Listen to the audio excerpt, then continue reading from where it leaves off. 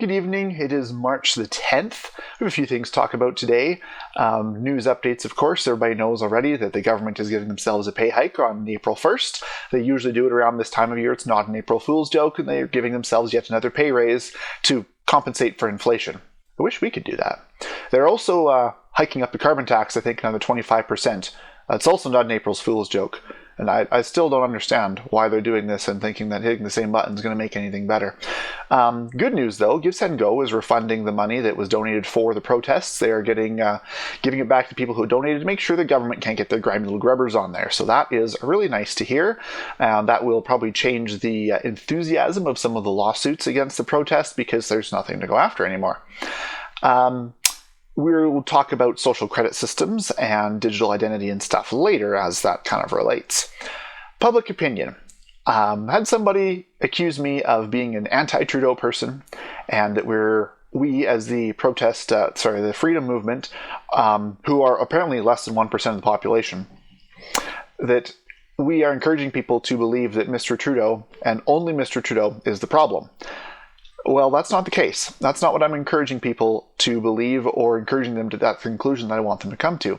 Mr. Trudeau is the face of our government, and as such, he should receive proportionate flack and praise for things the entire government accomplishes because he is the one who primarily assembled the government and he is the talking figure that everybody sees. There's not a whole lot of praise to be dished out, but there is an awful lot of flack.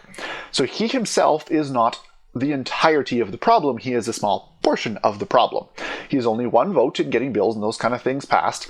He does have other powers above all the other MPs, but he still is an MP, and he should not be the person everybody's directing all of their unhappiness towards.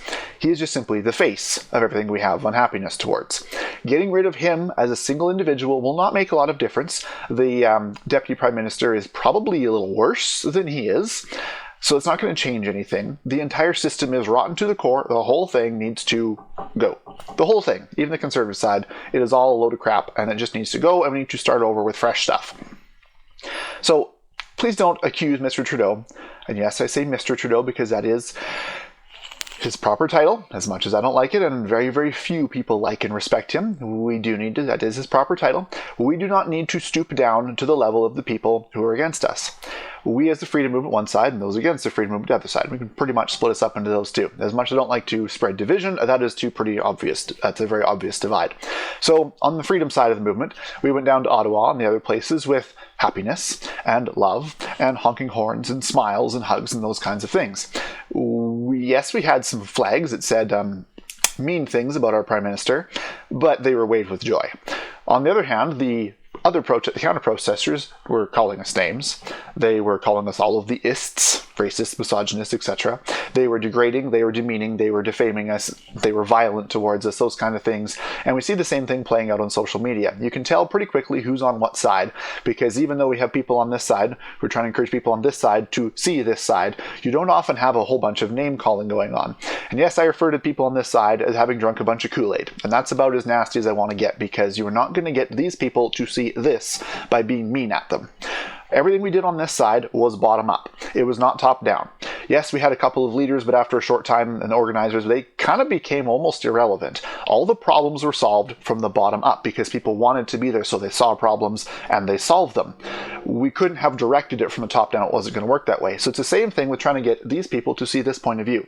You're not going to get it by saying, this is what you need to see and this is what you need to believe. That's not going to work.